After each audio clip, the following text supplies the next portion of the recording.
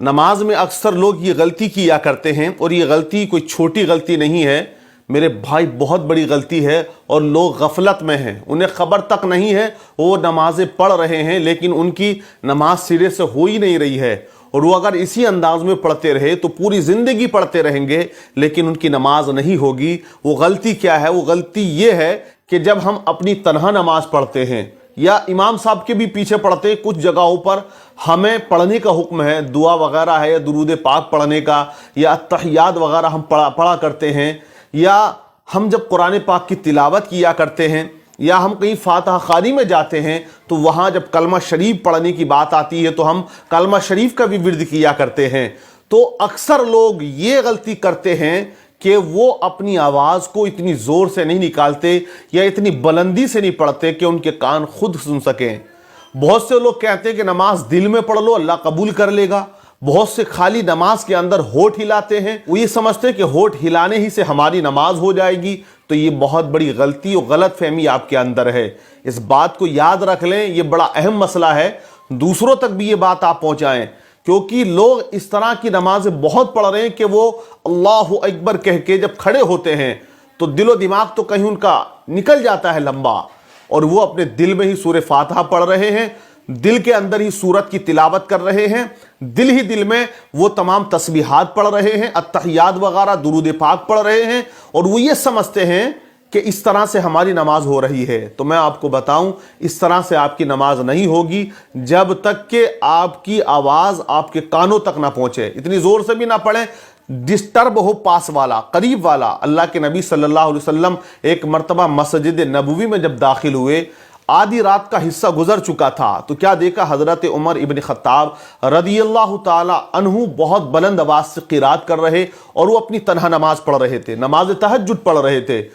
دوسری جگہ پر حضرت صدیق اکبر رضی اللہ تعالی عنہ بھی نماز پڑھ رہے، لیکن آپ بہت زیادہ آہستہ پڑھ رہے کہ آپ کی آواز کوئی نہیں سن پا رہا تھا۔ تو نبی پاک صلی اللہ علیہ وسلم نے دونوں کو مخاطب ہو کے فرمایا، حضرت عمر کو بھی، حضرت ابو بکر صدیق رضی اللہ تعالیٰ عنہ کو، حضرت عمر رضی اللہ تعالیٰ عنہ سے ارشاد فرمایا آقا نے کہ آپ اتنی بلند آواز سے قرات کیوں کر رہے ہیں؟ تو حضرت عمر ابن خطاب رضی اللہ تعالیٰ عنہ عرض کرتے کہ حضور میں اس لیے بلند آواز سے قرات کر رہا ہوں کہ ہو سکتا ہے کہ میری قرات کو سن کر دوسرے لوگ جاگ جائیں اور وہ بھی عبادت میں مشغول ہو جائیں اور نماز پڑھنے لگیں۔ حضرت صدیق اکبر رضی اللہ تعالیٰ عنہ سے ارشاد فرمایا آقا کریم صلی اللہ علیہ وسلم نے کہ آپ اتنی آہستہ سے کیوں قرات کر رہے تھے؟ تو حضرت صدیق اکبر عرض کرتے ہیں آقا کہ میں آہستہ اس لیے قرات کر رہا تھا کہ اللہ اس بات پر قدرت رکھتا ہے، وہ قادر ہے کہ وہ میری آہستہ قرات بھی سن سکتا ہے۔ تو نبی نے ارشاد فرمایا اے عمر، آپ اپنی آواز کو ذرا پست کرو، اتنی بلند آواز سے قرات مت کیا کرو، آہستہ کرو۔ اور حضرت صدیق اکبر سے ارشاد فرمایا آپ تھوڑی اپنی آواز کو بلند کرو، آواز بڑھاؤ۔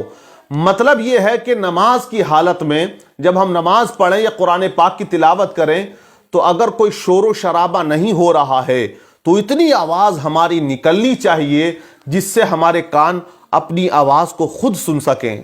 لیکن حالات جو ہیں وہ یہی ہیں، آپ بھی جانتے اس بات کو، جو میرے بھائی دیکھ رہے ہیں وہ خود سمجھ لیں گے کہ ہم کیسے نماز پڑھتے ہیں۔ وہ پڑھ رہا ہے لیکن کھویا ہوا ہے دنیا کے اندر اور اس کو خبر نہیں ہے کہ اس کو قرات کتنی زور سے کرنا ہے۔ وہ چلا گیا قرآن شریف پڑھنے کے لیے لیکن پارا لے کر وہ بیٹھ جاتا ہے اور وہ صرف تلاوت کرتا ہے، تو اتنی آواز بھی اس کی نہیں نکل پاتی کہ وہ خود سن سکے۔ لیکن میں بتاؤں، اگر آپ نے قرآن شریف ہاتھ میں لے لیا، باوضو ہے، تو آپ کو دیکھنے کا بھی ثواب ملے گا، قرآن عظیم کو چھونے کا بھی ثواب ملے گا، لیکن پڑھنے کا آپ کو ثواب نہیں ملے گا، کیونکہ آپ نے اتنی بلند آواز سے قرات ہی نہیں کی کہ آپ کے کان سن سکیں۔ تو آپ کے کان سنیں، اتنی زور سے پڑھنا آپ پر لازم و ضروری ہے نماز کی حالت میں بھی۔ لیکن جب ہم نماز جماعت سے پڑھتے ہیں امام صاحب کے پیچھے تو قرات جب امام صاحب کرتے ہیں تو خاموش رہیں، لیکن جب ہم جاتے ہیں رکوع میں تو ہمیں سبحان ربی العظیم پڑھنا ہے۔ اتنی آواز تو ہمیں نکال لینی چاہیے کہ ہمارے کان سنیں۔ جب ہم جائیں سجدہ میں تو تسبیح پڑھیں تو اتنی آواز بلند آواز سے پڑھیں ہمارے کان سنیں۔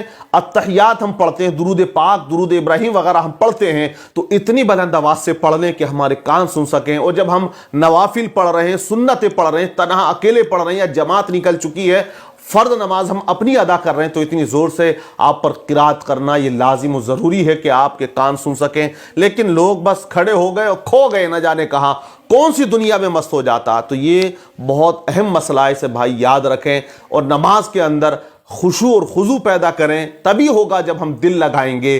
پہلے ہمارے اسلاف کی نمازوں کا طریقہ الگ تھا۔ حضرت علی رضی اللہ تعالیٰ عنہ کو آپ دیکھیں، ایسی عبادت آپ کرتے تھے کہ بس آپ کا دل جو ہے وہ نماز میں لگا کرتا تھا اور دنیا کی کوئی خبر آپ کو نہیں ہوتی تھی۔ ایک مرتبہ جنگ میں ایک تیر لگ گیا پنڈلی کے اندر، بڑا درد تھا، چھونے نہیں دے رہے تھے حضرت علی رضی اللہ تعالیٰ عنہ۔ کسی نے کہا نماز پڑھیں گے تب نکالنا اور ان کو خبر نہ ہوگی۔ حضرت علی نماز کے لیے جب کھڑے ہوئے، ان کے تیر کو نکال لیا گیا۔ نماز سے جب آپ فارغ ہوتے ہیں، آپ نے دیکھا کہ مصلی پر خون گرا ہوا ہے۔ آپ نے پوچھا لوگوں یہ خون کہاں سے آیا؟